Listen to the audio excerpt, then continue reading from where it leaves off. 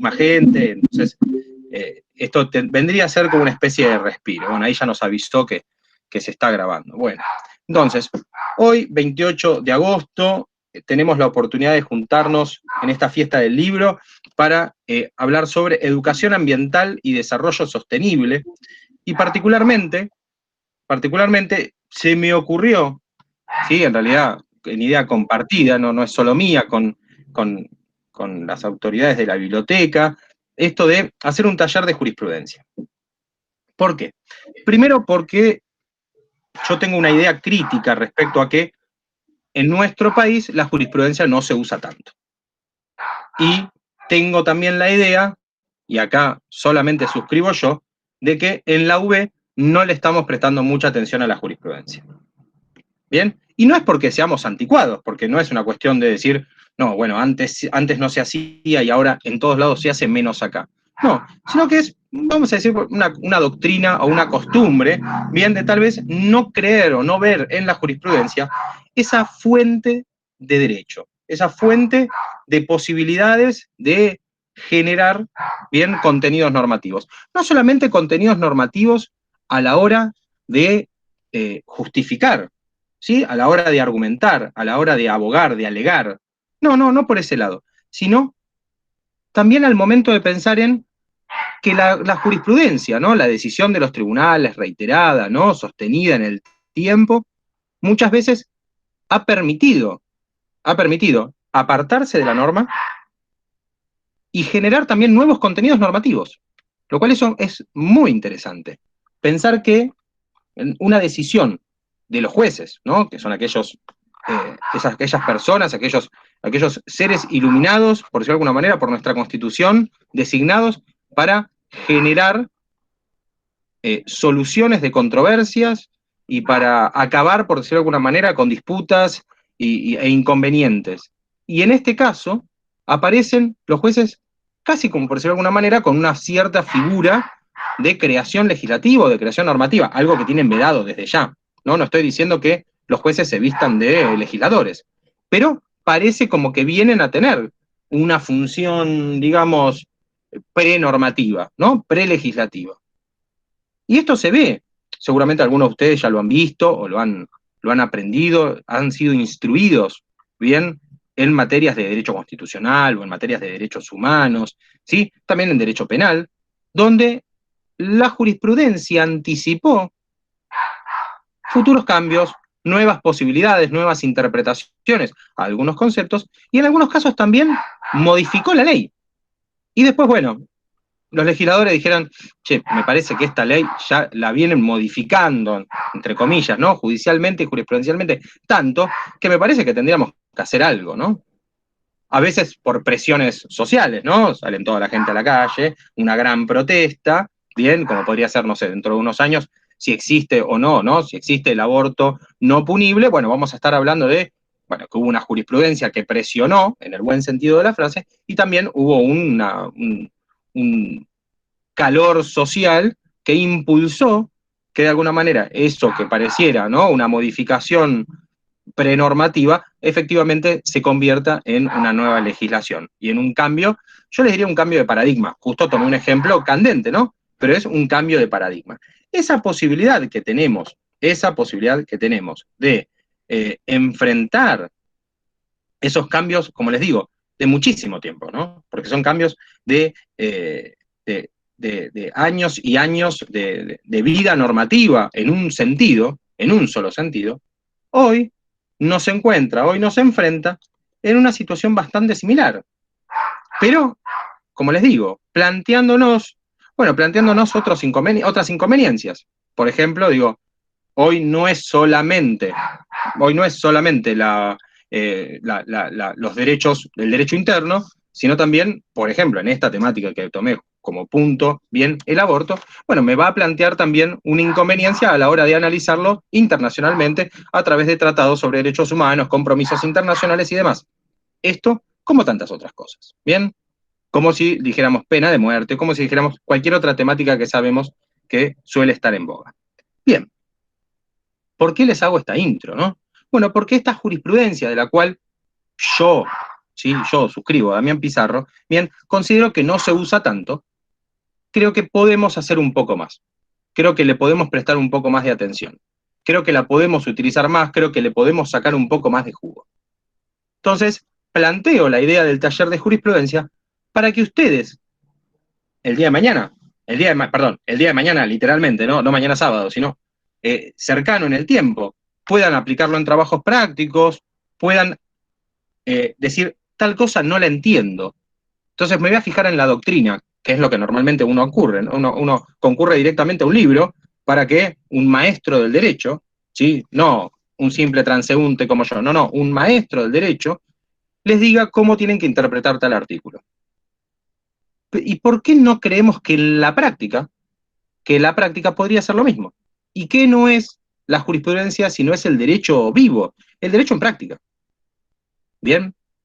No, esto no es una clase de derecho parte general, sino lo que es un intento de este humilde servidor de reivindicar, de poner en la escena, que yo creo que le corresponde a la jurisprudencia, y eso que estamos en un país que es bastante anómico en cuanto a las normas de la jurisprudencia. ¿Por qué? Y bueno, porque la jurisprudencia en algunos casos, ¿no? Va para un lado, después vuelve, ¿no? Digo, si tomamos el caso de la jurisprudencia en materia de tenencia de estupefacientes, fue para un lado, fue para el otro, después volvió para un lado, después fue para el otro, ¿sí?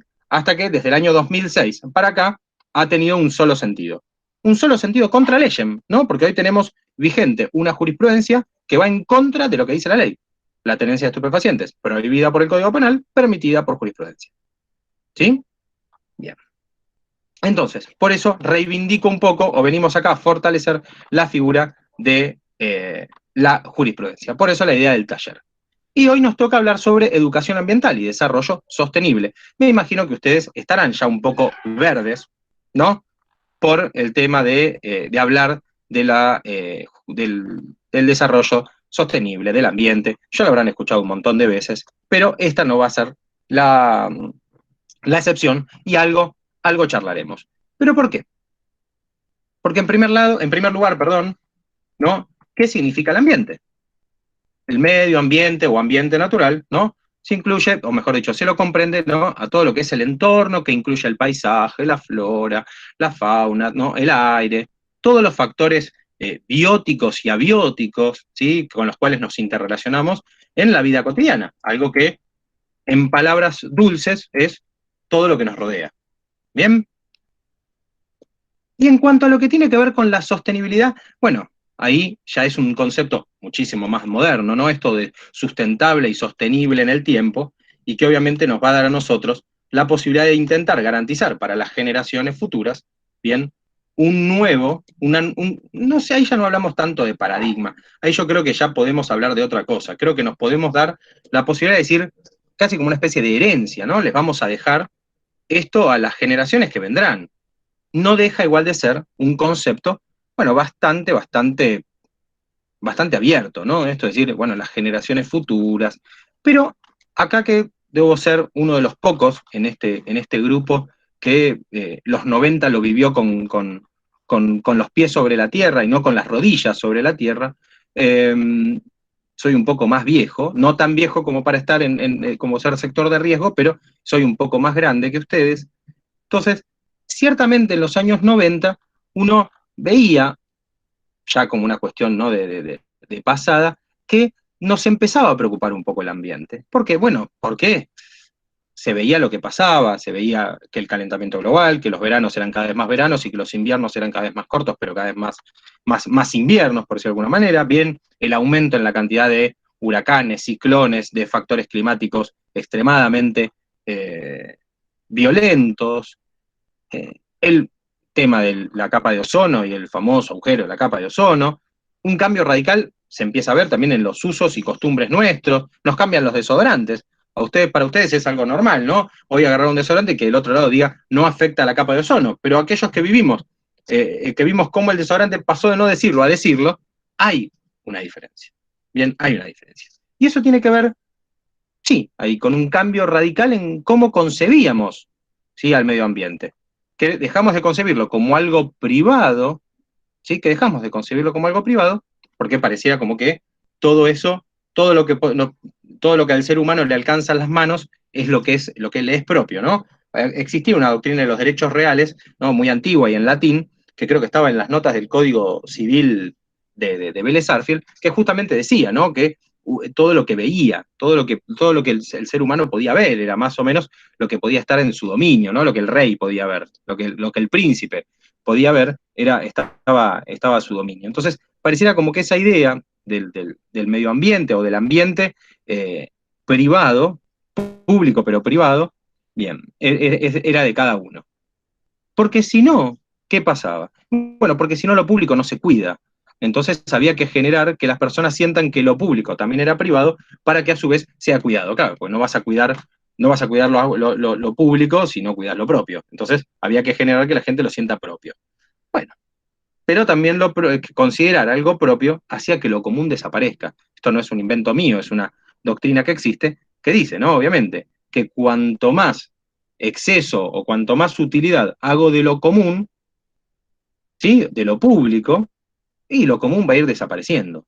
Bien, porque me estoy haciendo de esos recursos. Si es una mirada más económica, por decirlo de alguna manera, no en cuanto a financiero, sino en cuanto a la cuestión de los recursos, cuanto yo más recursos comunes utilizo, ¿sí? Bueno, menos recursos van a ir quedando, porque de la misma manera que lo tengo yo, el derecho lo van a tener todos. Esto me hace acordar a mi madre, que cuando yo iba a la playa, cuando era muy chico, ¿sí? Yo agarraba caracoles, ¿no? Entonces cuando llegaba al final del día tenía, yo qué sé, no sé, los dos o tres baldecitos llenos de caracoles. Entonces mi madre me hacía que los cuente o me los contaba, y me decía, acá tenés 10 caracoles.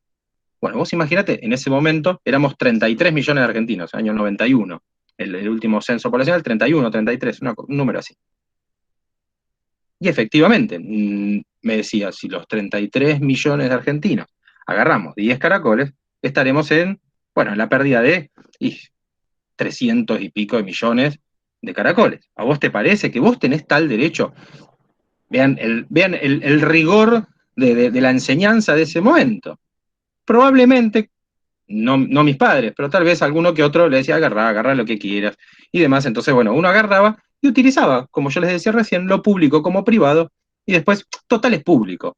Bien, ¿cuándo vamos a encontrar un baño público? De hecho, ya no hay baños públicos, pero ¿cuándo vamos a encontrar un baño público? No sé, como los de Japón, que hoy estaban en las noticias, ¿no? Los baños japoneses, que uno cuando entra se hacen opacas las paredes, algo totalmente impensado, bien, con esa tecnología, pero por sobre todas las cosas con ese cuidado, ¿no?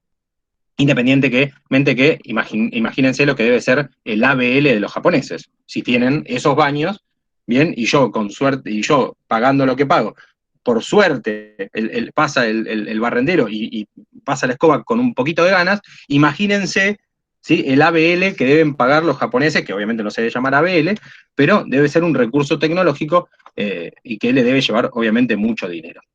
Bueno, entonces, por eso es muy importante, bien, que consideremos la figura del ambiente cuanto más abierto posible. Porque cuanto más logramos comprender, también nos va a facilitar qué cosa. Y acá viene algo que también tiene que ver con lo de hoy, ¿no? Porque es educación ambiental. Entonces vamos a hablar de lo que es la pedagogía del ambiente. La pedagogía ambiental, ¿no? Es lo que es, de alguna manera, es el tipo de pedagogía que se encarga, que se ocupa de las relaciones que obviamente van a surgir entre la educación y el ambiente. Y bueno, ¿y los abogados qué podemos hacer? Y bueno, los abogados o los profesores de derecho vamos a enseñar, vamos a intentar a ustedes les ingresen contenidos o generen contenidos y generen dudas, ¿no? Una idea un poco más cartesiana, respecto de lo que es el derecho ambiental y de cómo mejorar, o al menos no empeorar, en las condiciones en las que estamos, ¿no? Venimos al mundo para dejarlo un poco mejor de lo que lo encontramos, difícilmente vamos a poder lograrlo porque las cosas están un poco cada vez peor, ¿no? O sea, el mundo está un poco peor que antes. Alguien me diría, no, mira, en esta materia no, en esta sí, pero yo digo, en general, tenemos mayor concentración económica en grupos más concentrados, tenemos mayor, ¿no? En grupos más pequeños, ¿sí? O sea, la concentración es mayor, tenemos una pobreza terrible, y ya en nuestro país somos cada día más pobres, por decirlo de alguna manera, bien, nuestra moneda vale cada vez menos, hay una gran deforestación, en nuestro país particularmente vivimos una situación en la cual se han creo que perdido, no sé, algo así como 30.000 hectáreas, hay 8 provincias con incendios forestales, algunos por suerte, o mejor dicho, por el accionar de las autoridades ya controlados, pero hay una gran deforestación, toda esa deforestación se hace para nuevas construcciones, no es que se está deforestando porque van a generar nuevas plantaciones. No, no, para poder construir, o sea, todo ese espacio, toda esa tierra fértil, en algún momento va a dejar de serla. ¿Por qué? Bueno, porque efectivamente necesitamos que esa tierra sirva para construir nuevos edificios. Les recuerdo, porque acabo de ver un mensaje y no es problema, que no envíen no envíen por el chat datos personales, lo que fue indicado al inicio de la charla, por favor. Es por la protección de ustedes, no tiene que ver con el mensaje ni nada, sino simplemente por ustedes. Bueno, volvemos. Entonces, esta pedagogía o esta educación ambiental, ¿no? Que utiliza la pedagogía como una herramienta para vincular, para linkear, ¿no? La educación y el medio ambiente, ¿bien?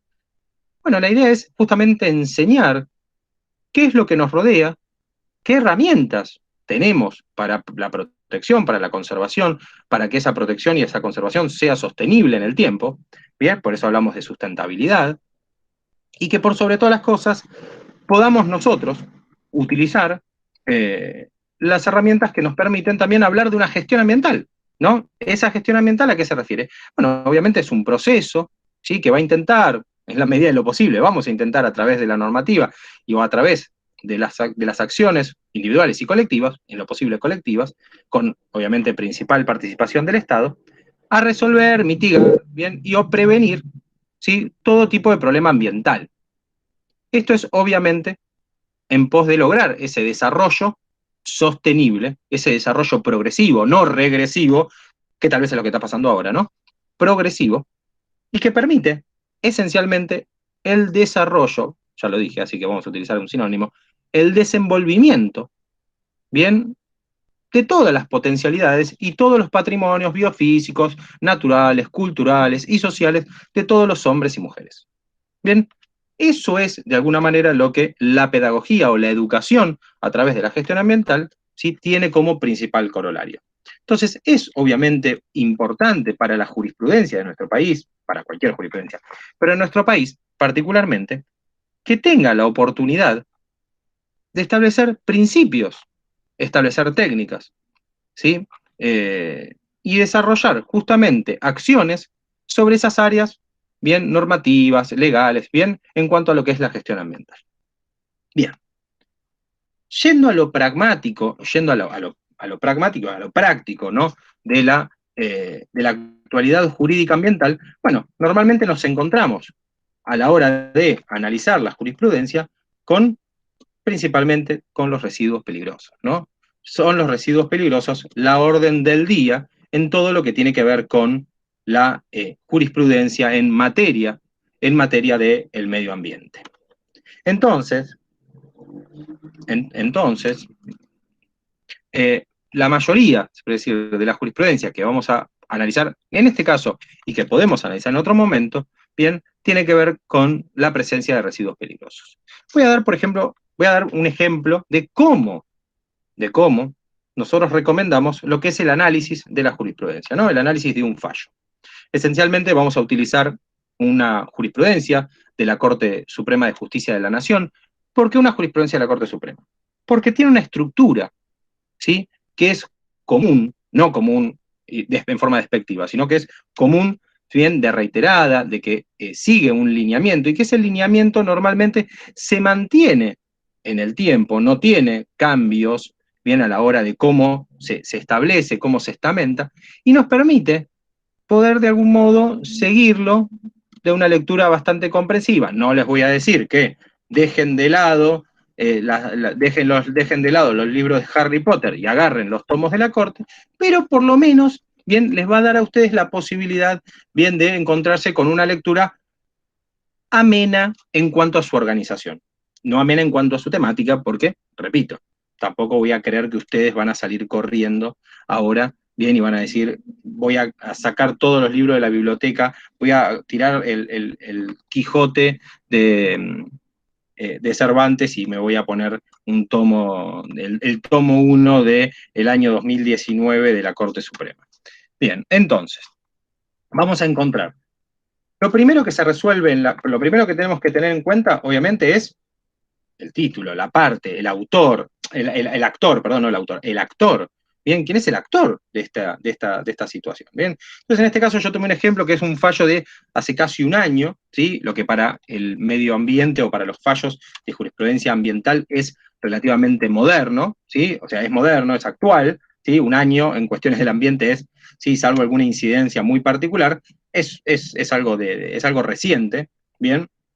Tal vez no así en otras cuestiones, porque la jurisprudencia en materias de accidentes de tránsito, bien, o en, yo qué sé, no sé, en cuestiones de familia, tenemos novedades todo el tiempo, bien.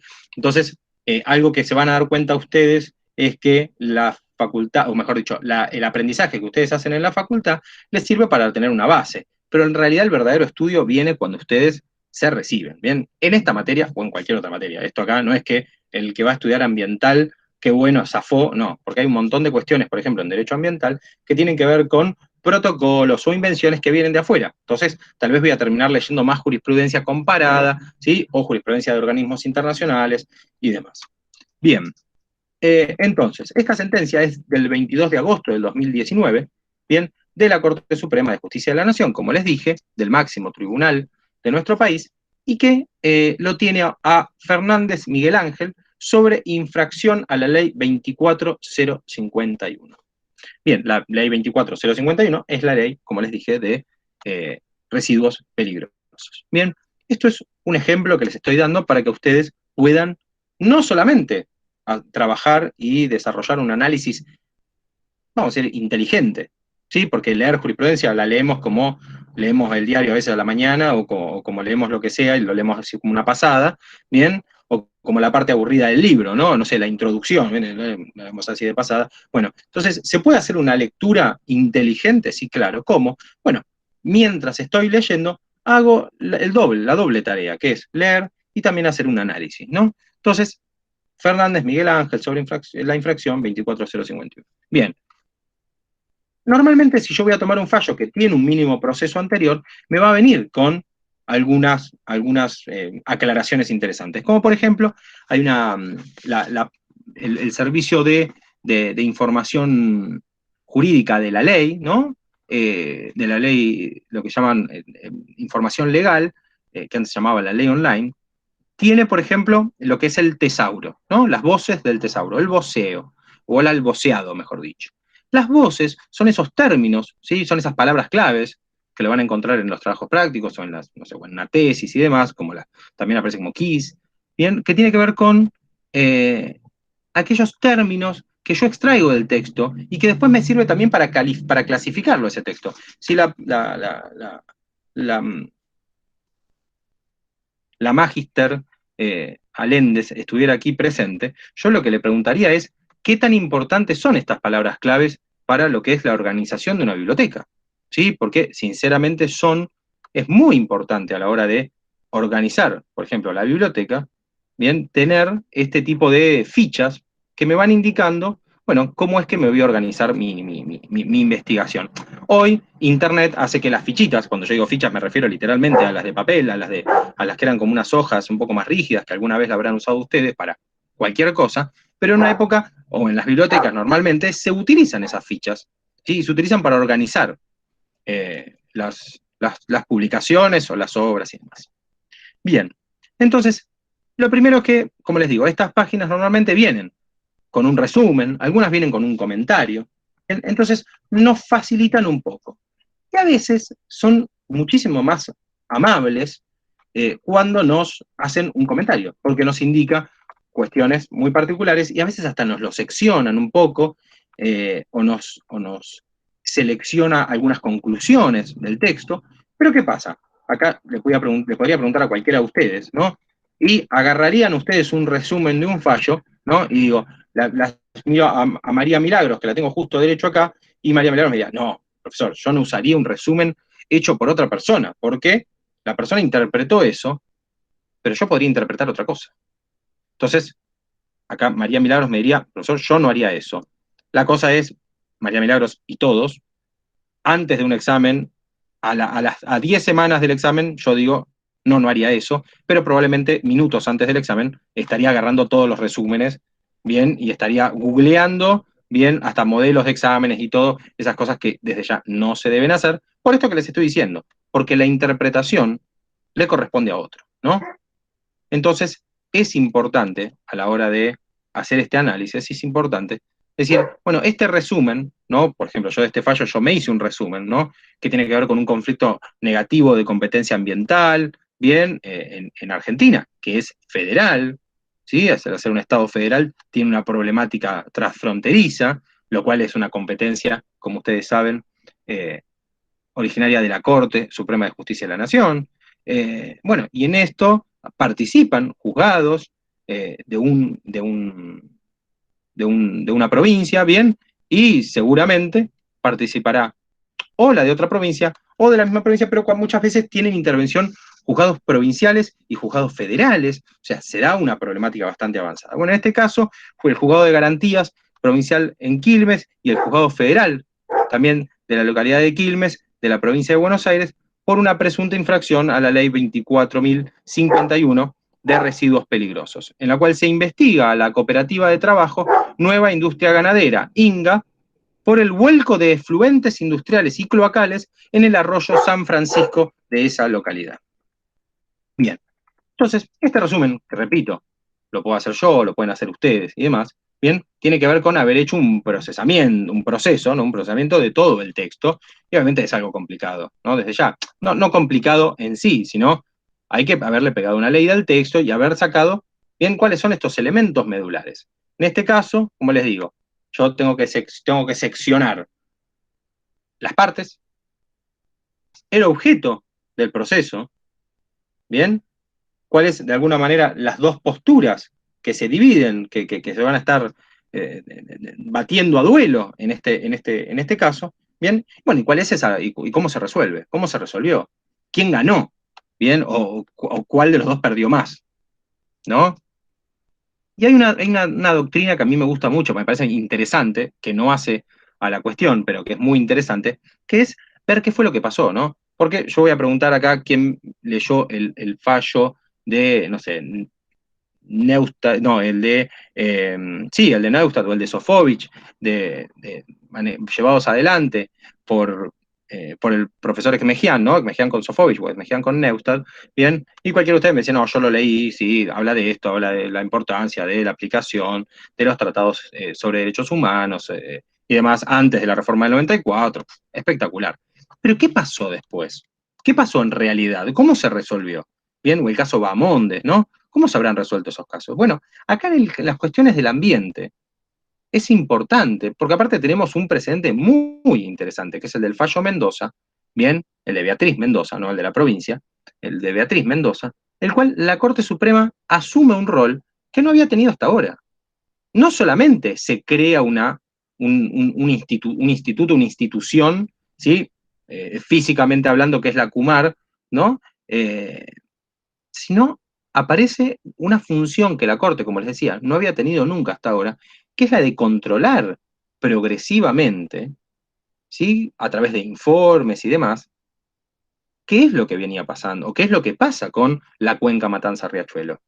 ¿Qué pasa con ese nivel de contaminación? ¿Sube, baja, se mantiene? ¿Se están realizando las medidas que corresponden? ¿Se está llevando adelante ese plan de control de desagües o que no existan justamente esos vuelcos de efluentes, como en este caso?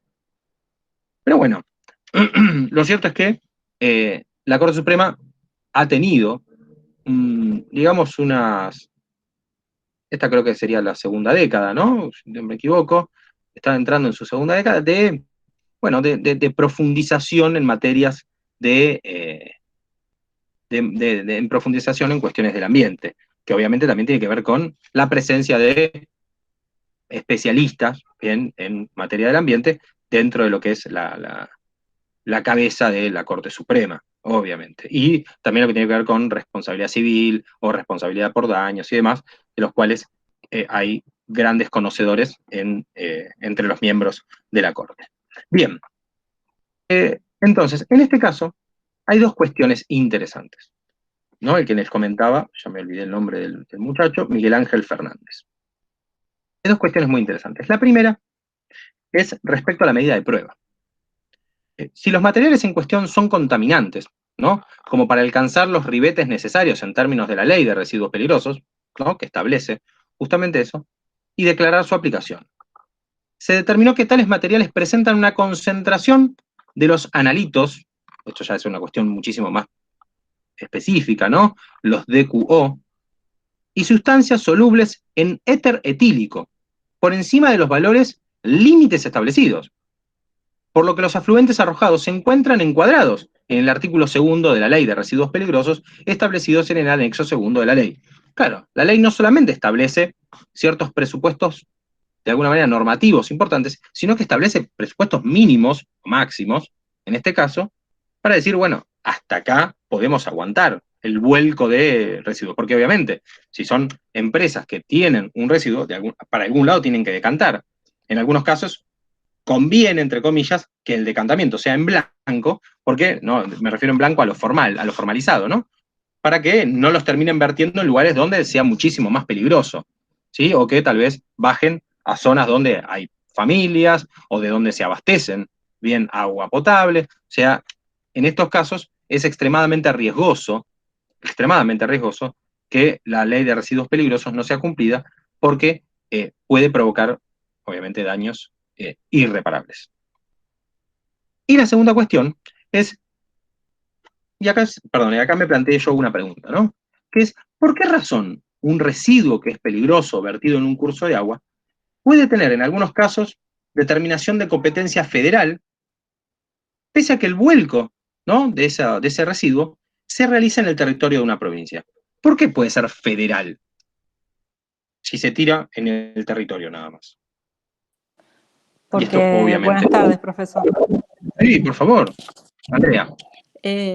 Porque si afecta a otras jurisdicciones, como por ejemplo que los ríos no terminan en una provincia, los ríos corren y desembocan en el mar y en su paso, por ahí si es un río menor, pasa el caudal de un río mayor como afluente y eso afecta a toda la cuenca y esa cuenca transita por diversas jurisdicciones y entonces, como los jueces de cada provincia tienen jurisdicción en su provincia o en su localidad, le compete a la Corte cuando se trata de un conflicto en el que intervienen diferentes jurisdicciones. Perfecto. Magnífico, Andrea. Exactamente. Lo que justamente vamos a ver es qué fue todo lo que evaluó, bien, como yo les dije antes, la Corte al momento de evaluar su participación. Lo que dijo Andrea, pero con palabras obviamente muchísimo más técnicas que las de Andrea y muchísimo más técnicas que las mías desde ya, pero lo que justamente fue analizar es que ese vertido que se hizo afecta al ambiente de manera interjurisdiccional y no solamente dentro de la provincia. Entonces, en el caso de estos efluentes, que obviamente al ser líquidos, ¿no?, sabemos que corren, que son cloacales, que ya determinamos la peligrosidad, bien, que se arrojan en una zona, en un arroyo, pero que ese arroyo es, y acá es un poco más complicado que lo que decía, pues, porque Andrea decía, bueno, en el río.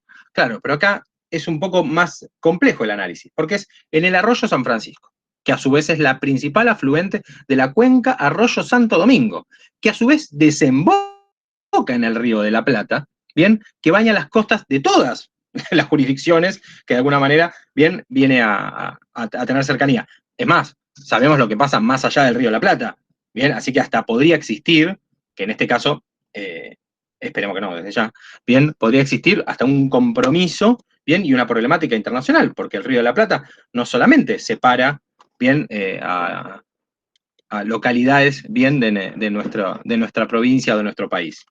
Bien, entonces en este caso no solamente afecta a la provincia de Buenos Aires, a la que pertenece el municipio de Quilmes, donde todo esto surgió, sino hay que tener en cuenta que esto puede afectar, que estos hechos que obviamente se están denunciando, tienen consecuencias interjurisdiccionales, que puede ser fuera de los límites de la provincia de Buenos Aires, que puede afectar a la salud y a las personas de los ambientes más allá de las fronteras locales, ¿sí?, lo que justamente plantea el artículo 1 de la ley, a la hora de ver esto, ¿no? Y que justamente hay un precedente que fue un caso de lubricantes, ¿sí? Lubricentos Belgrano, que justamente en ese caso ya se había hablado sobre la interjurisdiccionalidad del daño. Los invito a todos a que practiquen esa palabra y la digan en público, interjurisdiccionalidad del daño. Bien, esa interjurisdiccionalidad del daño es la que justamente a nosotros nos va a decir que esto se va a tratar de residuos peligrosos, como dijimos antes, ¿no? Que es un presupuesto obviamente inexorable para poder atribuir esta jurisdicción, esta competencia federal, bien, y que por lo tanto ya es un fundamento que alcanza para poder afirmar que debe intervenir la justicia federal, porque el Río de la Plata es un estuario nacional, interjurisdiccional e internacional, ¿sí? Más que justificado. La segunda razón, ¿sí? La segunda razón, que no solamente confirma la anterior, sino que la potencia, por decirlo de alguna manera, es porque se entiende, ¿no? Cuencas hídricas, acá hay que volver a cuando estudiábamos, se podría decir, geografía, ¿no? Que era una cuenca hídrica, pero en este caso, cuencas hídricas, ámbitos físicos dentro de los cuales los distintos usos y efectos de los recursos hídricos y los demás recursos naturales son naturalmente interdependencia, ¿sí? Y por tal motivo deben ser usados y conservados de manera integrada. Esto lo dijo la Corte Suprema en otro fallo también hace tiempo, bien, a la hora de evaluar otra ley que es importantísima, ¿sí? De la cual el decano de la Facultad de Derecho, el doctor Dino Bellore Claude, sabe muchísimo, que es la ley de aguas, justamente, bien, y que justamente cuenta con principios rectores sobre política hídrica, bien, que fueron obviamente aprobados también por ley, y que establecen, ¿sí? Justamente se establece que la degradación ambiental en las cuencas hídricas, ¿sí? En cuanto a ser considerada, obviamente integral, que hablábamos recién, holística, totalizadora, ¿sí? Le da justamente intervención a este tribunal, a los tribunales federales, y en este caso a la Corte Suprema. Entonces, más que aprobado, por decirlo de alguna manera, el análisis de la competencia de la Corte en esta materia. Y obviamente la conclusión, ¿no?, que nos tiene que dar este caso, ¿sí? Que desde ya, después vamos a, con permiso de la biblioteca, vamos a compartirles un abstract o un resumen un poco de lo que se está diciendo con algunos links y demás, para los que les interese o para los que se quieran quedar con un lindo recuerdo de este encuentro, de esta fiesta, como dijimos antes. Las cuestiones de la competencia se deriven dentro de un restringido y provisorio marco cognoscitivo, lo dijo la Corte, por lo que se encuentra configurado en este ámbito procesal estrecho el requisito de interjurisdiccionalidad, por aplicación de la Ley 24.051 de residuos peligrosos. En concordancia con lo dispuesto con el artículo 70 de la Ley General del Ambiente, otra ley más que importante, por lo expuesto, ¿no?, en este incidente de competencia en el cual se analiza esto, queda acreditado el grado de verosimilitud suficiente, ¿sí? Existe interjurisdiccionalidad en el caso, o al menos existe verosimilitud a la hora de analizarlo, bien, por consiguiente, le doy la competencia a la Corte. Bien, acá yo después, este fallo continúa desde ya, ¿sí? Avanza este caso en lo que tiene que ver con la interjurisdiccionalidad y resuelve respecto al desembocamiento, al vertimiento de estos productos dañinos, de estos residuos peligrosos, ¿bien? Y se provee no solamente la sanción correspondiente, sino también, como todos sabemos, los mecanismos de reparación, ¿bien? Que en materia ambiental no es solamente, ¿sí?, una sanción pecuniaria, no, tiene que, de alguna manera, intentar, en la medida de lo posible, revertir ese daño causado con los mecanismos que tiene. Voy a hacer un pequeño paréntesis en esta cuestión, y aprovecho para saludar, si me lo permite, ¿no?, a Patricia Allende Sullivan, que la acabo de notarla, disculpe si estaba antes, pero quería aprovechar la ocasión para saludarla. Partícipe y principal y necesaria. Muchísimas gracias a usted. Estuvimos hablando, Patricia, respecto a lo que tiene que ver con el voceado, ¿no?, las palabras clave, un poco a la hora de analizar la jurisprudencia, de cómo ello también es útil a la hora de organizar y a la hora de buscar jurisprudencia y de buscar, bueno, todo tipo de información importante a la hora de realizar tanto investigaciones como también a la hora de argumentar, ¿no? Ujú. Y bueno, quería un poco, en la medida de lo posible, saber que, obviamente ahora estamos en tiempos de pandemia, ¿no? Pero fuera de estos tiempos de aislamiento, vamos a tener la oportunidad de seguir contando con la biblioteca. Sí, por supuesto. Siempre la biblioteca va a estar abierta para que todos podamos ir a consultar. Hoy contamos con, en la facultad, con algún sistema de consulta de jurisprudencia. Sí, tenemos reuse. RUS, perfecto, muy bien. El servicio de REPAR, en este caso RUS, para lo que es las cuestiones jurídicas. Muy bien. Bueno, RUS, por suerte, también es un sistema, no sé si alguno de los aquí presentes ha tenido la oportunidad de utilizarlo, es un sistema bastante amable, no en el sentido de que nos dé una caricia, sino es un sistema bastante amable a la hora de hacer uso, porque es divisable, se puede decir a simple vista, cómo se lo puede utilizar.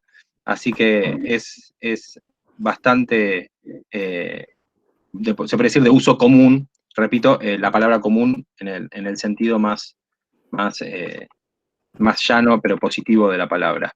Estamos llevando adelante, Patricia, y repito porque no sé si la había visto antes, sé que estuvo en otras salas, sé que no soy la prioridad, pero la verdad es que sinceramente no solamente nos congratule, nos engalana con la presencia, sino también le contaba a los aquí y a las aquí presentes, bien, la importancia de la utilización de la jurisprudencia a la hora, bien, de como abogados o como cualquier operación jurídica, ¿sí? Como cualquier participante, como cualquier usuario, como cualquier operador, la palabra operador me parece que se ajusta un poco más, operador jurídico, que no es solamente el abogado, ¿no? No es solamente aquel que ejerce la profesión, o aquel que es juez, o aquel que es profesor, sino también todo aquel que en algún momento necesita argumentar, en este caso, legalmente, jurídicamente, ¿sí? Lo que es una postura respecto a algo. Estarán aquí presentes estudiantes de ingeniería, estarán aquí presentes estudiantes de comercio exterior, ¿sí? Espero que de muchas otras materias más y de otras facultades más, y me imagino que en algún momento, en vez de contratar a un abogado, van a tener la posibilidad de decir, uy, ¿y esto cómo lo resuelvo? Y van a tener que salir a buscar. En este caso es un taller de jurisprudencia. El día de mañana, cuando tengamos que, cómo buscamos leyes y cómo buscamos leyes en forma gratuita, ¿no? Digo que ahora está todo bastante digitalizado y todo, por suerte, está todo bastante informatizado y profundizado con esta situación de aislamiento, tenemos muchísimas más bases para consulta. Entonces, es importante que todos los que estamos acá y todos los que no estamos acá también, sepan cómo buscar información, buena información, ¿sí? A la hora de querer consultar una ley, por ejemplo, una ley vigente, y que no podemos estar googleando, ¿sí? Así al tuntún, bien, y ver dónde caigo y estar seguros de que lo que descargué es lo correcto, porque la verdad es que, obviamente, todo eso goza de cierta peligrosidad. Aunque no podamos, un día estamos a las 12 de la noche en casa y decimos, quiero consultar algo, la biblioteca dudo que esté abierta a las 12 de la noche, bien, o que Patricia nos atienda el teléfono para darnos una respuesta. Pero si no, fuera de eso y en un horario normal, me imagino que no vamos a tener problemas. Tenemos un horario amplio, estamos hasta las 11. Hasta las 11, mire, yo le hice la broma. Ah, mire, qué buen horario, bueno, Desde muy las bien. 8 de la mañana hasta las 11 y los sábados de 9 a 14. Muy bien, una biblioteca silenciosa. Más o menos. Tenemos sala silenciosa, por supuesto, y tenemos salas parlantes. Muy bien, muy bien, muy bien. Bueno, no nos podemos quejar entonces. Tenemos los dos espacios más que habilitados para poder acceder. Bueno, aprovechando obviamente la presencia de Patricia, voy a continuar con otro caso de una jurisprudencia también interesante, que es también del año 2019, de la Corte Suprema de Justicia de la Nación, del 28 de mayo del 2019, ¿sí? Y esta cuestión tuvo que ver con una emergencia urbanística y ambiental. En este caso, la Corte Suprema de Justicia de la Nación tuvo que, participando con la CUMAR, la nombré hace unos instantes, a esta autoridad de la cuenca Matanza-Riachuelo, por una cuestión de que tuvo que ver con propiedades, viviendas, asentamientos, una emergencia urbanística ambiental, obviamente el precedente de la causa Mendoza, y lo que es contaminación ambiental. Bien, en este caso, el Juzgado Federal en lo Criminal y Correccional número 2 de Morón rechazó la solicitud realizada por un titular de la Defensoría Federal número 2 ante los juzgados federales en lo Criminal y Correccional de la Ciudad Autónoma de Buenos Aires, con el objeto de que se amplíe, porque toqué la pantalla y la mandé lejos, con el objeto de que se amplíe, que se aplique, perdón, la ley local 2240 de la Ciudad Autónoma al proceso de relocalización de un asentamiento llamado La Madrid, por estar ubicado dicho barrio en una zona declarada como zona de emergencia urbanística ambiental. Claramente con ese nombre no es apreciable para la vida humana, ¿no? Desde ya. Ello lo encontramos en el considerando primero, ¿no? Contra esta decisión, la Defensoría interpuso el recurso extraordinario federal, cuya denegación de origen a la presente queja, ¿sí? O sea que esto llega por queja a la Corte Suprema, porque entiende que la sentencia apelada es arbitraria por carecer de fundamentación y prescindir de la ley aplicable al caso. La Corte Federal, la Corte Suprema de Justicia de la Nación, hizo lugar a la queja, bien, y en este caso revocó la sentencia del Juzgado Federal de Morón. Una cuestión importante para destacar de esta ley, la 2240 de la Ciudad Autónoma de Buenos Aires, que fue la que declaró la emergencia urbanística y ambiental, en lo que hace a lo que tiene que ver con viviendas, servicios, equipamientos, espacios verdes y actividades productivas, a lo que es al polígono delimitado entre las avenidas Regimiento de Patricios, Martín García, Paseo Colón, Avenida Brasil, Pedro de Mendoza, más o menos para aquellos que tengan una idea de lo que es ese lugar, de lo que es la zona, ¿no? Esa zona que fue declarada, ¿no? Zona de emergencia urbanística y ambiental, quedaba obviamente totalmente vedada para la posibilidad de que estas personas puedan vivir ahí, ¿no? Y obviamente esto tiene que ver con una situación muy particular, pero a su vez también muy general que tenemos, no solamente en todo el país, sino también que existe, bien, en nuestra región, ¿no? Es una cuestión muy regional, una problemática ya no tanto de derecho, ¿no? Yo le diría, o sea, obviamente es una problemática de derecho, pero ya es una cuestión fáctica, ¿no? Es un inconveniente mucho más profundo, ¿no? A la hora de analizar lo que es el derecho a una vivienda digna, el derecho a una vivienda, ¿no? Hoy estaba justamente mirando por la televisión, por la tele, que hoy se sorteaban los créditos Procrear, por ejemplo, ¿no? Entonces yo decía, 34.000 personas van a acceder a un crédito, tantas líneas de crédito, y yo decía, y todo esto se resuelve por sorteo, ¿no? Digo, ¿cómo le explico, se podría decir, a una persona que va a poder o no va a poder acceder, bien, porque no salió su número, ¿no? Una cuestión de azar. Entonces también, con esto analizaba, no estoy criticando el programa, sino lo que estoy diciendo es, ¿cómo hago yo para entender? Por un lado tengo el parandón del acceso a la vivienda digna, con toda esa problemática, ¿no? Del otro lado tengo el derecho a acceder a la vivienda digna, ¿sí? Garantizado, reconocido por la Constitución y hasta reconocido jurisprudencialmente, ¿sí? Hay personas, tenemos casos en la Ciudad Autónoma de Buenos Aires principalmente, donde se le ha reconocido a una persona que debe acceder a esa vivienda en forma digna y que el Estado debe proveérselo. Y ahí encontramos un montón, un abanico de inconvenientes. El primero, ¿qué es digno para mí? ¿Qué es digno para la persona? ¿Sí?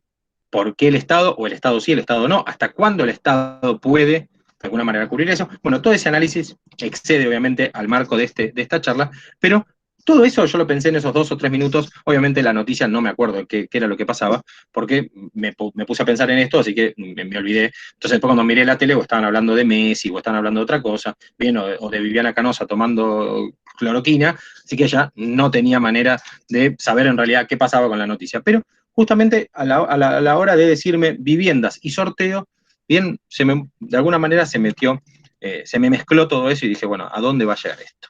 Bien, en este caso el defensor que recurre, ¿no?, a la sentencia, alega en el recurso extraordinario, que los motivos por los cuales el juzgado federal omitió la aplicación de aplicar la ley 2240, no es de suficiente fundamentación. ¿Por qué? Porque dijo que utilizó afirmaciones meramente dogmáticas, fundadas en una sola voluntad del juzgador, aquellas según las cuales, bien, solamente la causa debe regirse con el convenio marco, bueno, cuestiones muy puntuales y que, en razón de no aburrirlos y de no ver cuando ustedes se duerman y demás, y de seguir así con la fiesta del libro, no vamos a profundizarlo mucho más en la letra, ¿no? La idea es generarles un poco de interés para que ustedes se hagan un poco de esta información. Pero particularmente acá lo que se vio es la necesidad, por decirlo de alguna manera, de generar conceptualmente, ¿sí? Por ejemplo, ampliar el concepto de obra pública para la vivienda, la gestión y la generación de empleo, distribuir la inversión, bien, o sea, acá el Estado y dentro del Estado, ¿no? El gobierno, y el gobierno, dentro del gobierno, una de sus ramas, ¿sí? Una de sus funciones, que es la jurisdiccional, un poco manda, ¿no? A las otras autoridades, le manda a los otros poderes, ¿sí? Un poco cierta señal, ¿no? A la hora de, digo, el Poder Judicial en general, porque acá en este caso fue la Corte, pero tranquilamente podría haber sido el Juzgado Federal, o podría haber sido un juzgado nacional, pero en este caso la Corte, bien, manda un mensaje a las autoridades, en este caso al gobierno de la ciudad, ¿no? Diciendo, hay que ver hasta qué caso, bien, y no fue una sentencia arbitraria, la del tribunal anterior, pero por sobre todas las cosas, acá el gobierno de la ciudad tendría que haber hecho más. Acá el gobierno de la ciudad tendría que haber, por ejemplo, haber mejorado la propuesta. No estoy diciendo ni que estoy a favor ni en contra, ¿no? Desde ya, pero tal vez en este punto los organismos del Estado comienzan a funcionar como esa suma de pesos y contrapesos que hablaron seguramente con ustedes, que se los contaron, no fui yo, seguramente se los contaron, cuando aprendieron lo que era la forma republicana de gobierno, ¿no? Aquella división de poderes y de cómo los poderes se apoyan, o mejor dicho, se controlan, no se apoyan, se controlan entre sí, bien, y generan esa balanza, bien, de, en este caso, o en nuestro país, y desde la reforma del 94, con estos 4 poderes, ¿no? ¿Sí? Lo que es el Ministerio Público, el Poder Judicial, el Poder Ejecutivo y Legislativo, ¿sí? Y cómo se van controlando mutuamente y van generando operaciones, se podría decir, operaciones en el sentido más político de la palabra, ¿no? No operetas, sino operaciones políticas de control para justamente llevar adelante, ¿sí? El contralor de las funciones y atribuciones que son constitucionalmente reconocidas o atribuidas a los otros órganos. Bueno, en este caso, la sentencia esta abrió la posibilidad justamente de trabajar en proyectos de vivienda modernos y en condiciones de sustentabilidad ambiental. Por ejemplo, la arquitecta Cecilia Alvis, ¿sí? De la Universidad de Buenos Aires, de la Facultad de Arquitectura y Urbanismo, identificó que había viejos inmuebles de sólida construcción, de origen fabril, ¿no? Que bien pueden ser convertidos en solares que cobijen aproximadamente a 200 personas. Esos lugares estaban totalmente deshabitados. Todo ello, obviamente, a fin de generar un intercambio, un feedback con actores en todo un proceso de información ambiental y territorial que provee, obviamente, a la construcción de lo que llamamos la ciudadanía ambiental, ¿no? Acá aparece esto de la distribución del término ambiental por cada uno de los elementos, ¿sí? Acá la persona sería un elemento, ¿no? A cada uno de los que son objeto de esta gestión ambiental, ¿no? Entonces acá se redistribuye el término ambiental. No se trata no solamente de identificar la suficiencia de un recurso, que es una cuestión técnica, tema de conversación para abogados, también es una cuestión también de cambiar la realidad en un sentido propositivo, ¿sí? Y ambiental. En ello, obviamente, el pulso ambiental de la Corte Suprema siempre ha advertido sensibilidad en la captación de las vibraciones jurídicas para ver más allá del expediente, lo que yo les comentaba antes, esto de qué pasa después. ¿Sí? Siempre justamente decíamos que cuando Arjona dice que los abogados saben poco de amor, bien, acá nosotros los abogados decimos que los jueces saben poco de qué pasa después del expediente, bien, qué viene después del expediente. ¿Sí? El juez bajó el martillo y dijo X. ¿Y después qué pasó con esa X? ¿Se cumplió esa sentencia? ¿Se leyó esa carta documento en el programa de Sofovich? ¿Sofovich se disculpó con Ekmejian y con toda la comunidad católica por haber hablado mal de la Virgen María? Bien. Entonces, se entiende en este fallo, o se traduce en este fallo, bueno, esta sensibilidad que la Corte, se podría decir, tiene a la hora de cuestiones que tienen que ver con el ambiente, bien, y en congruencia con este marco jurídico vigente, es asequible, y por lo tanto no puede perderse de vista la necesidad de revalidar o la necesidad de un poco potenciar estas necesidades ambientales que por lo pronto y por lo visto, ¿sí?, son muchas, pero que también se corresponde con una necesidad ambiental, perdón, con una necesidad habitacional, ¿sí?, que obviamente nos pone también en una situación de sumo riesgo. Normalmente las necesidades de las personas, ¿sí?, las ponen en riesgos que si no tuviéramos la necesidad, esto es una obviedad, que si no tuviéramos la necesidad, no correríamos ese riesgo.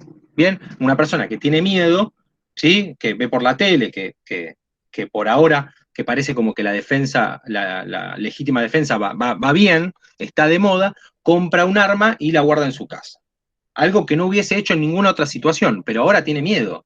Entonces el miedo, acá pareciera como que el fin justifica los medios, entonces compro un arma para sentirme más seguro. En este caso, si a mí me dicen, che, ¿querés ir a vivir a un lugar donde pasás 5 minutos y te morís o vas a tener una degradación a tu salud de manera no solamente potencial, sino también para las generaciones futuras, porque te va a realizar...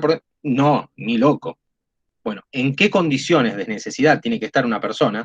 ¿Qué tan NBI, ¿sí?, tiene que ser una persona para que de alguna manera tenga que pasar por, o decida de alguna manera someterse a ese castigo, que en este caso es sufrir una afectación a su salud y a la de su familia, obviamente, bien, estando en presencia de un lugar extremadamente contaminado.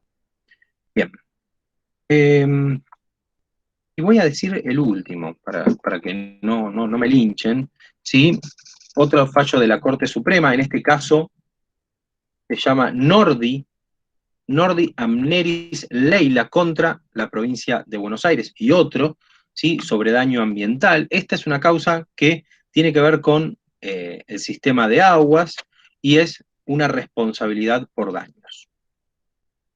En este caso es una sentencia del 20 de agosto del 2019, bien, y en esta causa aparece todo lo que tiene que ver con daño ambiental, ¿sí?, con la provisión de medidas cautelares, con órdenes de efectuar dragados de esas aguas, bien, con obviamente dictámenes de órganos para que participen de la formación, de un proceso de formación de la voluntad provincial respecto a lo que tiene que ver con la Ley General del Ambiente, ¿no?, en el orden federal, la Ley de Aplicación de Medidas Cautelares contra el Estado, ¿sí?, y también lo que tiene que ver obviamente con la responsabilidad del Estado.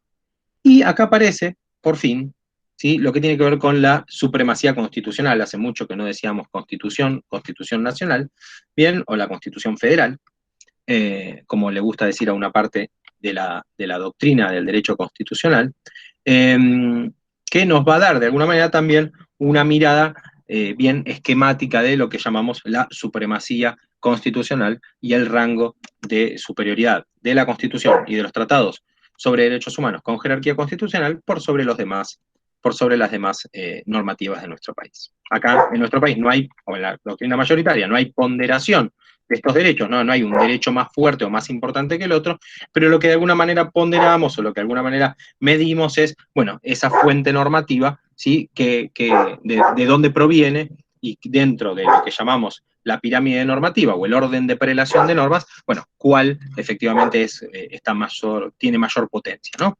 En este caso, la sentencia de la Corte Suprema de Justicia de la Nación, ¿sí?, es por un pleito, por esta cuestión, que fue iniciado por particulares, en este caso con el nombre de Nordi Amneris Lelia, estos particulares que demandan a la provincia de Buenos Aires por la inactividad, no por la actividad. Acá se da un presupuesto distinto a lo que teníamos antes. Acá no es la Corte, tal empresa o la provincia de Buenos Aires está haciendo tal cosa. Acá es el gobierno no está haciendo, no está cumpliendo con su rol, bien, de cuidado. ¿Sí? Acá no hay dolo, por decirlo de alguna manera, no hay una intención realizadora del tipo. Acá lo que hay es una omisión de control, ¿sí? Hay una falta al deber de cuidado. Digo, ¿no? Para aquellos que se familiarizan más con la terminología penal.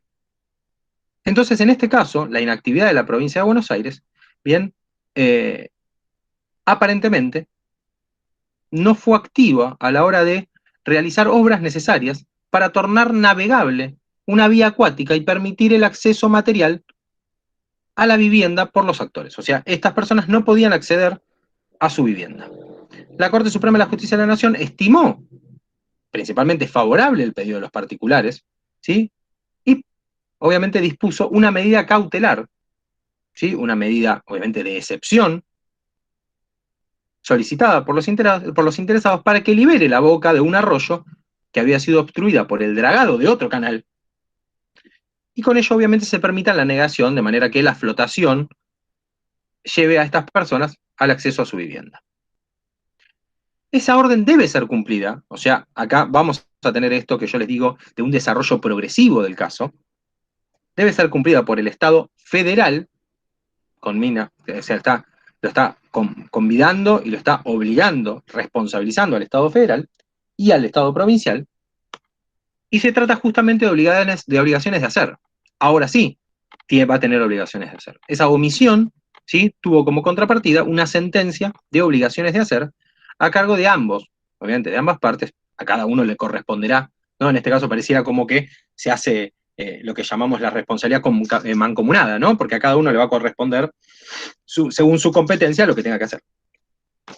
Pero el resultado de las acciones de los dos, así que acá podríamos hablar de cierta solidaridad, bien, tiene que ver con el acceso a través de esta vía ribereña, el acceso a la vivienda. Un poco como para resumirlo, y repito, en pos de que no se me duerman, esta hidrovía, en realidad hubo muchísimas consideraciones a la hora de analizar esta cuestión, pero vamos a pasar a la parte del final, ¿no? Digo, se entendió la supremacía de la Corte, ¿no? Perdón, la supremacía de la Constitución Nacional, ¿no? A través del artículo 31, y que obviamente eso no está sujeto a restricciones que pueda tener el Congreso, ¿no? En cuanto a limitaciones procesales y demás. Pero principalmente la Corte lo que ordenó fue, primero con carácter de medida cautelar, y a la firma Hidrovía S.A., que tiene participación estatal, realice las obras de dragado y despeje que resulten necesarias e indispensables para garantizar un mínimo de circulación de aguas en el arroyo Tarariras, en los términos y con el alcance señalados en el caso. Y en segunda solución, y más importante que la anterior, hace saber al Estado Nacional y a la Provincia de Buenos Aires que por intermedio de quien corresponda y en el ámbito propio de sus respectivas competencias, deben prestar el apoyo necesario para cumplir en forma eficaz y a la mayor brevedad posible la medida cautelar ordenada.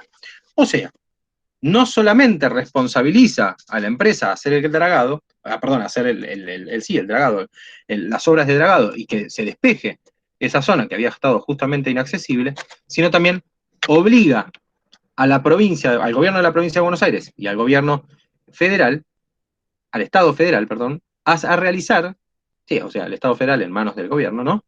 En este caso, a realizar todas las medidas de control y de seguimiento para que justamente estas personas puedan acceder a su propiedad. Miren qué interesante, como yo les decía antes, esta función de la Corte Suprema, ¿bien? De la Corte Suprema y del Poder Judicial en general, ¿bien? De dar una orden, ¿sí? En los términos democráticos es interesante el análisis, ¿no? Porque es el único órgano, bueno, en realidad con el Ministerio Público, ¿no? Los órganos que no tienen representación popular, ¿no? No son elegidos por el pueblo. Son elegidos a través de un mecanismo y demás que tiene toda una, como ya saben, toda una serie de solemnidades que se cumplen, por decirlo de alguna manera, a la hora de elegir a los jueces, ¿no? Participa es un acto complejo federal, ¿no? La elección de los jueces. Pero, y particularmente el de la Corte Suprema, tiene toda una cuestión que está determinada en la Constitución. pero cómo este órgano, este activismo, ¿sí? Yo creo que lo vamos a plantear como en la mirada del activismo judicial, ¿bien?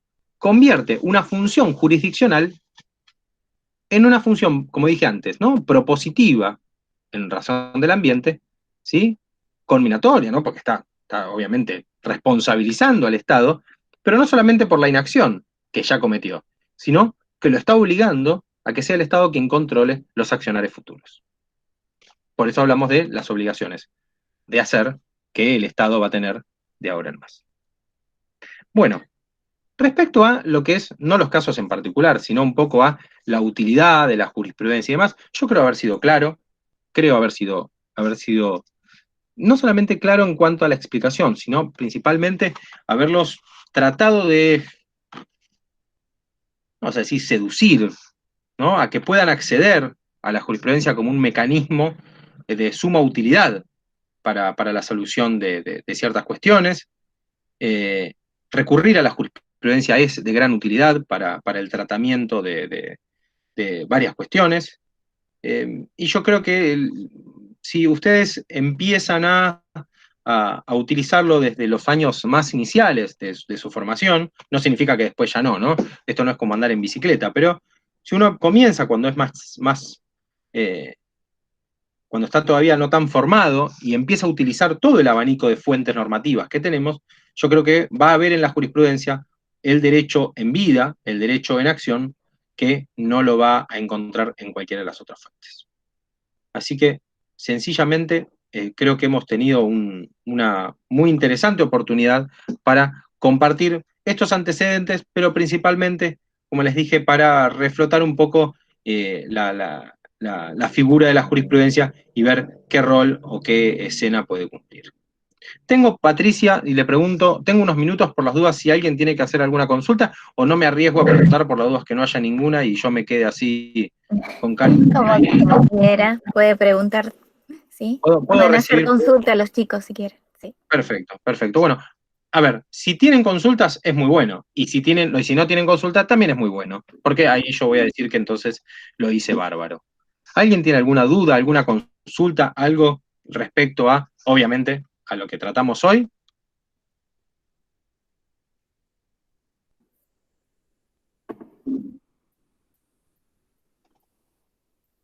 Pueden, ninguna consulta, me aclaran. Muy bien. Bueno, aquel que tenga una consulta, bien, o la puede enviar a través del chat, o bien pueden preguntarlo en forma oral.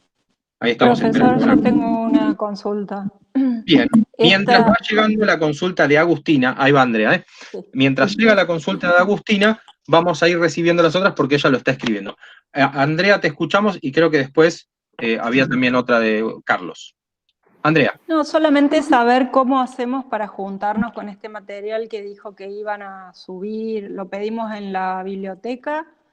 Muy bien. Patricia, ¿existe la posibilidad que podamos hacer me puedo encargar de hacer un PDF o alguna cuestión así y enviarlo para que lo puedan distribuir o descargar de algún lado? Sí, lo podemos subir al repositorio. Muy Y bien, ellos perfecto. trabajan desde ahí. Perfecto, perfecto, bien. Bueno, mientras seguimos, por favor, mientras seguimos aguardando a ver si tenemos ya la consulta de Agustina respecto al lenguaje en los medios. Al lenguaje judicial en los medios. Hacé la pregunta bien, Agustina, así sabemos, así vemos cuál es la duda en sí. Tengo todas las ganas de poder contestarla. Patricia, están consultando por la dirección del repositorio a ver cómo podemos acceder. Carlos Alberto Romanelli, me suena conocido.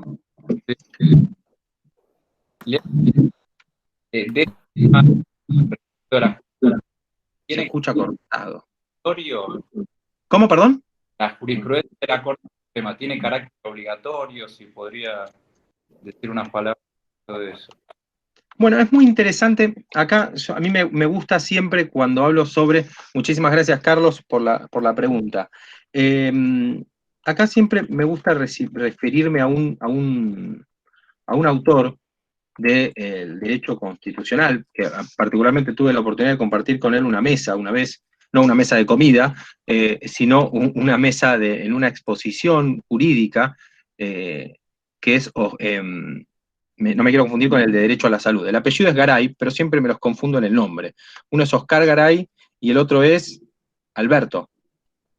Estoy pensando igual. Ustedes quédense con el Garay.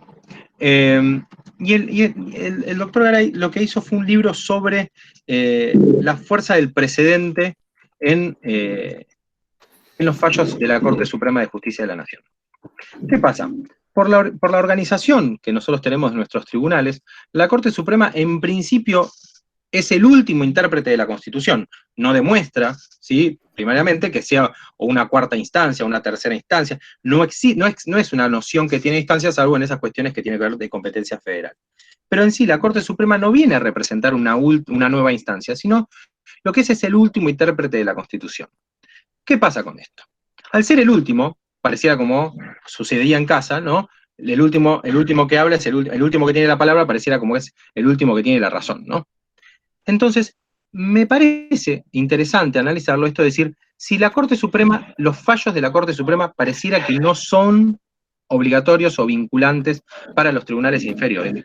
Lo que sí existe es una fuerza tal de que los demás tribunales, o los tribunales más inferiores, terminan adhiriendo, de alguna manera, no solamente a la solución de la Corte, sino muchas veces terminan adhiriendo también a los considerandos. O sea, no vienen a generar, acá esto no es una crítica a los tribunales, sino simplemente un comentario de ley data, ¿no? De cómo es que creo que sucede.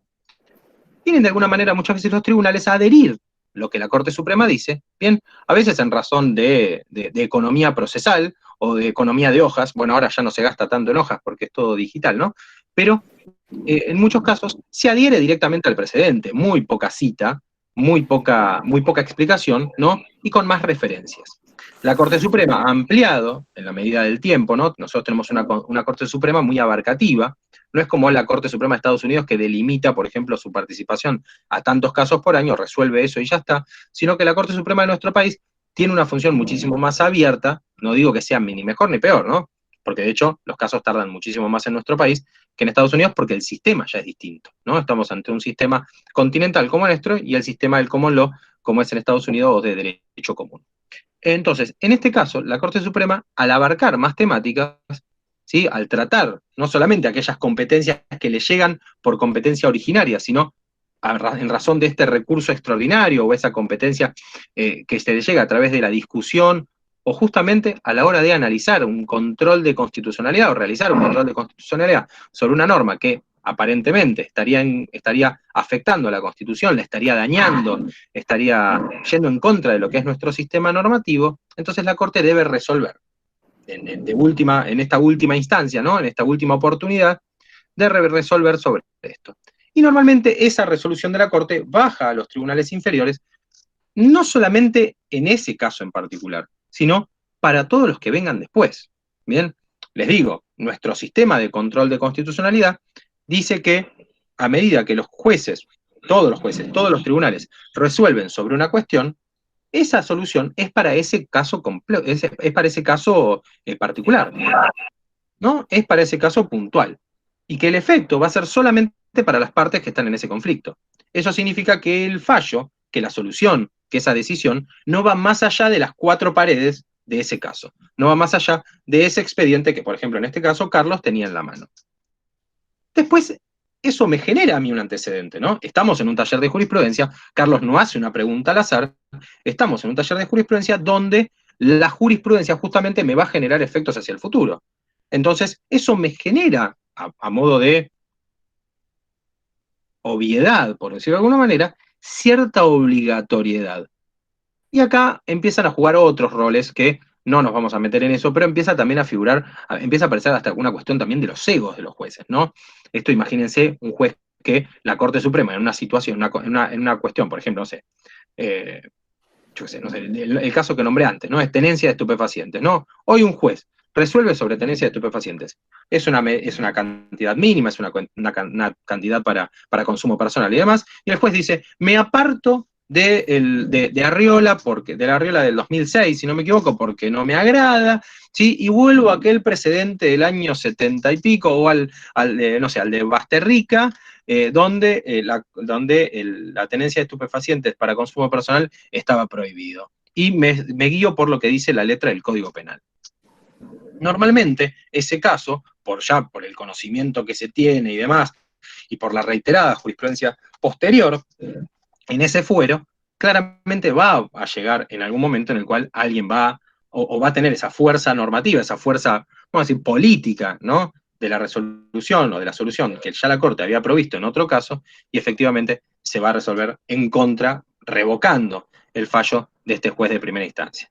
Entonces, en estos casos, yo no diría que los fallos de la Corte son obligatorios, pero que sí tienen una fuerza normativa tal que genera una obligatoriedad, ¿sí? Y acá estamos hablando de el derecho como un factor social, ¿no? Ya estaríamos hablando como un resultado social, que es algo que yo reitero bastante en mis clases, donde, no lo inventé yo, ¿no? Es una cuestión aristotélica, ¿no? Es decir, el derecho viene a ser justamente la respuesta a todos los movimientos, a todas las cuestiones que se dan en una sociedad, y en este caso, la Corte viene de alguna manera a manejar desde sus fallos, desde sus soluciones, ¿no? Los jueces hablan a través de sus sentencias, baja un poco la idea y genera lo que todos conocemos hoy como nuestra propia realidad. ¿Por qué? Bueno, porque si yo veo, por ejemplo, qué es lo que dice las normas y qué es lo que dice la jurisprudencia de un lugar, y más o menos puedo entender ese lugar, ¿no? Yo viajo a Uruguay y encuentro, ¿no?, que la gente no solamente puede adquirir, no sé, yo qué sé, marihuana en una farmacia, sino que también la puede consumir en la vía pública. Bueno, entonces eso me enseña a mí, o me dice a mí, bueno, cómo es la sociedad. No que la sociedad son todos drogadictos. No, claro que no. Sino que tiene una permisión respecto a eso, pero a su vez también tiene un control, ¿no? Esto lo decía, justo tomé el ejemplo de Uruguay, ¿no?, pero lo decía el expresidente Mujica, decía, yo no fumé marihuana, nunca la consumí, nunca la consumiría, bien, no me agrada, pero es una situación real, es una situación social, y tengo que pensar, o tenemos que buscar la manera de ayudarla a la gente. ¿Cómo? Bueno, entonces controla lo que es la venta, ¿sí? Y a la hora de, tal vez, llevar cierto seguimiento, bueno, creó un mecanismo de control o un mecanismo de ayuda para las personas que consumen tanto por mes. Entonces, cuando vos realizas una compra o comprabas demasiadas veces en el mes o durante un periodo X, supuestamente una persona se comunica, no vivo en Uruguay, así que habría que ver cómo es que funciona, y si funciona, bien, se comunica con vos y te dice, ¿qué está pasando, mi amigo? Que ya es la cuarta vez que venís en esta semana. Me imagino que debe funcionar así, ¿no? Habría que ver, repito, no vivo allá y no tengo a nadie que consuma para preguntarle, así que me quedaré con la duda hasta que conozca a alguien, o hasta que viaje a Uruguay y lo vea. Y como estamos, me parece que no voy a viajar a Uruguay. Así que se entiende que la fuerza normativa de los fallos de la Corte, y en este caso de los que estuvimos trabajando en el día de hoy, no solamente la Corte se abastece de su propia jurisprudencia, en algunos casos la revierte, ¿sí? Algo que en comparación con la de Estados Unidos no sucede tan seguido. Bien, para que haya un cambio de jurisprudencia en Estados Unidos, tiene que pasar no solamente muchísimos años, sino tiene que pasar muchísimas cosas. Bien, para que en Estados Unidos, me acuerdo, se reconozca lo que era el beneficio de pensión para dos personas del mismo sexo, tuvieron que pasar muchísimos precedentes y muchísimos movimientos políticos para que suceda.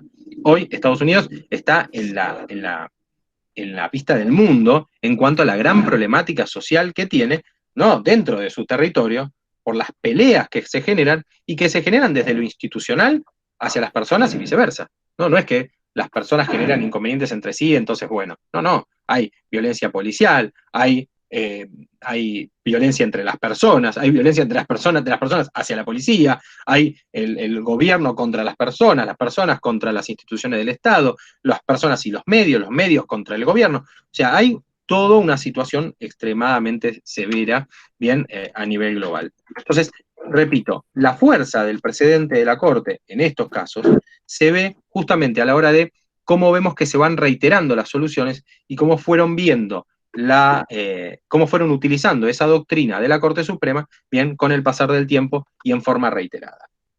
Así que agradezco la pregunta. Acá Patricia compartió lo que es la dirección del repositorio. Bien, Agustina dice, con todo esto de la reforma me dio la sensación que el lenguaje que usaron los medios para explicarla, me imagino la reforma, puede ser un poco técnico, volviendo a lo de la educación que mencionaste al principio, habría que educar más sobre la jurisprudencia en las instituciones educativas, en los medios. Siempre cuando, gracias Agustina por la pregunta, siempre cuando empezamos las clases, yo lo que les digo, porque es algo que me pasó a mí en carne propia, cuando yo empecé a estudiar Derecho, bien, y volvía muy tarde a la noche a mi casa, porque estudiaba hasta las 11 de la noche, me acuerdo, durante el primer año penal, volvía a mi casa muy tarde, llegaba a las 12, 12 y media, ya ni ganas de comer tenía, bien, prendía la tele, y lo poco que podía escuchar o que veía los títulos y demás, me fui dando cuenta con el tiempo que comencé a interpretar los títulos y las notas periodísticas de otra forma. ¿Por qué? Bueno, hay una frase que yo siempre me acuerdo, que no es muy profunda, que digamos, pero que creo que justifica un poco que para poder golpear con la cabeza, primero tengo que llenar esa cabeza de contenido y reforzarla, ¿no? Entonces, en este caso, me fui haciendo de esos contenidos, me fui haciendo de esos valores teóricos, y después los pude utilizar a la hora de interpretar. La noticia era la misma, no literalmente la misma. La forma en la que se expresaba esa noticia era la misma. Yo durante años, ¿sí?, abría el diario o veía la tapa, no sé, del diario que quieran o del titular periodístico en cualquier medio que sea, bien, y decía, no sé, el gobierno entregó o el Estado entregó tantas computadoras. Entonces yo decía, mirá, el Estado, qué bueno que es este gobierno. Y después dije, no, pará, ¿cómo? Si dice el gobierno, significa que es el Poder Ejecutivo, el Legislativo y el Judicial, pero si dice el Estado, es el Poder Ejecutivo, el Legislativo, el Judicial, el Ministerio Público, el pueblo, el territorio, o sea, empecé a pensar en los elementos del Estado, ¿no? Esa comunidad, esa nación jurídicamente organizada. Entonces, con el tiempo, a medida que yo iba aprendiendo terminologías y que iba estudiando y todo, me iba cambiando la cosmovisión que yo tenía, no solamente de la vida diaria, sino también de cómo esas noticias iban de alguna manera modificando mi comportamiento. Bien, yo iba actuando en consecuencia e iba también despreciando ciertas noticias. O sea, no sé, salía del subte, me daban un diario que era gratuito, veía el titular que en la tapa decía X noticia. Y yo decía, esta noticia está mal escrita. Esta no es así. Porque acá dice, no sé, el gobierno hizo tal cosa, pero en realidad fue el Poder Ejecutivo. O dice el Estado tal cosa, pero en realidad fue el gobierno. Eso les estoy hablando para que comprendan desde cuándo esto inició. Esto inició cuando yo estaba en el CBC. Cuando yo estaba en el CBC y empecé a ver en Sociedad y Estado y todo, ¿no?, en la UBA, ahí empecé a entender que ya estaba hablando mejor, o que al menos estaba escuchando mejor, ¿no? Porque ya interpretaba las cosas de otra manera. Entonces, cuando analizo la pregunta de Agustina respecto a lo que tiene que ver con la reforma, pienso que no solamente muchas veces a través de los medios se intenta desinformar en lugar de informar, ¿sí? Y acá estamos hablando de esta noción propagandística, ¿no? Se puede decir que está atestada de la doctrina, de alguna manera, de cómo los medios de comunicación generan, se podría decir, un imaginario o generan una situación para que, de alguna manera, la gente reaccione, no por el conocimiento de la noticia, sino por la forma en la cual se traslada esa noticia. Bien, entonces, de alguna manera, no sé, en algunos medios todos querían algún medio capaz que quería que todos salgamos a la calle, ¿sí? Y tal vez otro medio o otro grupo de medios estaba interesado en que nos quedemos en casa y que estemos tranquilos porque total esta reforma era lo mejor que podía pasar. Entonces, en este caso, conforme a la pregunta que dice Agustina, que es muy interesante, repito, y que es muy atinente porque aparte es muy actual, pero es tan actual como antigua, porque en realidad pasó siempre, ¿no? Yo que tal vez tengo un par de años, no sé si en este caso que Agustina, sino que algunos que los que veo aquí, claramente tenemos ya un bagaje de haber visto noticias que justamente lo que hacían era más desinformar que informar. Y ciertamente, hoy por hoy, lo que llama más la atención, Agustina y todos, son las noticias cortas, por eso Twitter es Twitter, las imágenes, por eso Instagram es Instagram, y que de alguna manera tienen no solamente un formato corto, sino también que nos llevan a otro link, ¿sí? Nos llevan a otro lugar para nosotros seguir estudiando, a los que les interesa seguir leyéndolo. Si no, apretás el corazoncito, apretás, no sé, la carita feliz, el emoji que corresponde, y seguís y pasás a otra. el no profundizar, el no leer esa noticia, nos hace quedarnos solamente con ese titular, nos hace quedarnos con esa primera impresión. Y esa primera impresión, nosotros, por todo ese bagaje, por todas esas noticias que escuchamos antes, o por nuestra educación, generamos en realidad el conocimiento de la noticia que nos quedó. Bien, leímos, no sé, como yo les digo, el tema del sorteo de Procrear, del plan Procrear, del programa Procrear, bien, y yo me quedé pensando en otra cosa. ¿Sí? Y me desentendí del sorteo. No sé quién ganó, no sé qué regalaban, no sé si en realidad el sorteo era por la Lotería Nacional o era no sé, a bolillero, si el presidente Alberto Fernández estaba con un bolillero, con todas pelotitas con los nombres de la gente. No tengo idea, sinceramente. Sinceramente no tengo idea. ¿Pero por qué? Porque me quedé con eso que yo preconcebido que estaba. Entonces acá, obviamente, la función de los medios, que ya sería un análisis muchísimo más grande y muchísimo más profundo y que no da para un viernes a las 8:30 de la noche, porque creo que hasta ahí hasta Patricia se va a enojar, bien, que en realidad lo que tendríamos que analizar es, bueno, hasta qué punto los medios hoy informan, desinforman, cuál es el control que se puede tener sobre los medios sin afectar lo que es la libertad de expresión, ¿sí? Porque claramente la Constitución Nacional y los tratados sobre derechos humanos con jerarquía constitucional, en contra los cuales encontramos el Pacto de San José de Costa Rica, que habla sobre la posibilidad de irrumpir con la libertad de expresión solamente en casos de propaganda para la guerra y demás, ¿no? Estamos hablando ya del Pacto de San José de Costa Rica. Entonces, digo, en este caso puntual, ¿yo puedo restringir esos medios? No. A través de a través de esta ley de reforma, ¿yo puedo participar en modificar lo que es la función de los medios? No, claro que no. De hecho, había una cláusula parecida y que se empezó a discutir bastante más después de que los medios anoticiaron a la gente, ¿sí? O anoticiaron a los políticos de que ahora la gente lo conocía. Y otra cosa también, y esto también es muy importante. Esta función de los medios, ¿no? Esto de informar, está muy vinculada también, y con esto terminamos, porque si no, de verdad, nos van a cortar directamente. Esta función está muy vinculada con una ficción. Y acá esta palabra, entiéndala en el sentido más amplio de la palabra. En el sentido más amplio del término, digo. Esta es una ficción del derecho. Forma parte de una ficción del derecho. ¿Cuál? La famosa, la ley se presume conocida por todos. Este término, la ley se presume conocida por todos, que los que estudian abogacía o los abogados presentes la conocen o lo conocen, es lo que para otros, ¿sí? Lo que para cualquiera es, che, mirá, la ley lo dice, lo tenés que cumplir. ¿Sí? Voy con el auto, voy a 50, me para la policía o me para el guardia de tránsito, ya no para la policía, ya te para uno de tránsito y te dice, capo, máxima 40, está yendo a 50, multa. No, pero yo no sabía, ahí hay un cartel. Ah, pero pensé que ese cartel era para los colectivos, no era para mí. O sea, el tipo no tenía idea de lo que era la ley de tránsito. Entonces, efectivamente, yo estoy haciéndolo mal. ¿Y cómo puede ser que me apliquen algo que no había cartel? ¿Cómo voy a saber yo que esa calle era de contramano? Y bueno, pero lo tenías que saber. ¿Por qué? Y porque vos sos responsable. ¿Pero por qué? Porque la ley se presume conocida por todos. Entonces, esa presunción de que todos conocemos la ley, que todos conocemos las 28.000 y pico de leyes, que conocemos todos los códigos y todas las normativas locales y demás, es una ficción. Y todos vivimos esa ficción. Los abogados sabemos que si viene un cliente y nos dice, pasó tal cosa, no puedo alegar torpeza o desconocimiento del derecho. Los contadores que van y le preguntan, che, acá yo no pagué este impuesto. ¿Cuándo no lo pagaste? Y no sé, hace 4 años que no lo vengo pagando. ¿Y pero qué? ¿No sabía? No, la verdad es que nadie me avisó. Pero vos sabés que si ejercés tal tarea o tal función o haces tal actividad económica, tenés que pagar ese impuesto. Entonces, efectivamente, se nos aplica una ley sin conocerla. ¿Por qué? Bueno, y acá tendríamos que viajar a algo mucho más antiguo, que estaríamos hablando de contratos sociales preconcebidos, una cuestión mucho más filosófica que no da para esta hora y no da para esta charla. Pero ¿qué pasa? Acá, repito, el centro de la escena es no solamente la cuestión de los medios, y acá porque me parece que es una función interesante que tienen los medios, y repito, antes lo tomé como un chiste o como ejemplo, pero el tema de el consumo de cloroquina por una periodista en la televisión, bien, independientemente que después generó, ¿sí? Una repetición de un comportamiento y que esa repetición de comportamiento supuestamente generó una muerte de un niño, ¿no?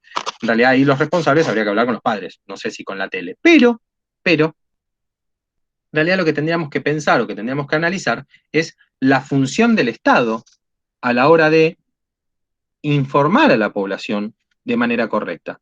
no utilizando ni medios afines ni medios no afines, ¿sí? Como, de alguna manera, en esta batalla de egos o en esta batalla de información, que sinceramente lo único que provoca es desinformación. Que el conocimiento de la ley, de esta manera, lo único que genera es desconocimiento de la ley. Bien, y como les dije antes, va a continuar y va a fomentar que todos sigamos viviendo, en vez de en una ficción, en una selva. Porque nadie no solamente va a conocer las normas, sino que cada uno va a aplicar la norma que crea que le corresponde, porque, bueno, leyó el diario tal o escuchó en la radio tal. Bueno, sé que no he podido tal vez contestar con profundidad todas las preguntas y espero que haya muchas preguntas más que no puedan ser contestadas porque nos va a obligar a mí, a la universidad, a la facultad, a Patricia, a volver a generar un espacio así regular y tal vez compartir otras situaciones, tal vez con otro mecanismo, tal vez un poco más participativo, pero bueno, en este caso me tocó ser el anfitrión de esta fiesta del libro en materia de educación ambiental y desarrollo sostenible. Por consiguiente, me toca solamente agradecerles a las personas que estuvieron aquí presentes, que que se quedaron hasta el final, a los que no se quedaron hasta el final, también les agradecemos, a las autoridades de la universidad, de la facultad, y por sobre todas las cosas, a la Universidad de Belgrano a través de la biblioteca, que creo que han hecho una tarea titánica de compartir con nosotros esta información. Nos ha convidado a los profesores a través de este medio y que por sobre todas las cosas también ha repartido unos buenos créditos para que, bueno, en esta noción medio apremiada, bien, nos permita también recibir algunas presencias más. Así que les agradezco a todos y a todas los presentes y las presentes. Les agradezco principalmente, como les digo, a los que han prestado suma atención y a los que han venido a hacerse de un dato, como les dije, para que les genere más dudas y les permita investigar un poco más en este interesante mundo del derecho, de la jurisprudencia y del ambiente. Así que, gracias a todos. Patricia. Gracias. Hasta luego. Chao, gracias. Chao, gracias. Chao, profe. Nos vemos el día. Muchas gracias. Bueno, a mis alumnos nos vemos el miércoles y el viernes respectivamente. Al resto nos vemos la próxima vez. Vale, nos vemos. Chao, profe, gracias. Hasta Chao, luego. gracias.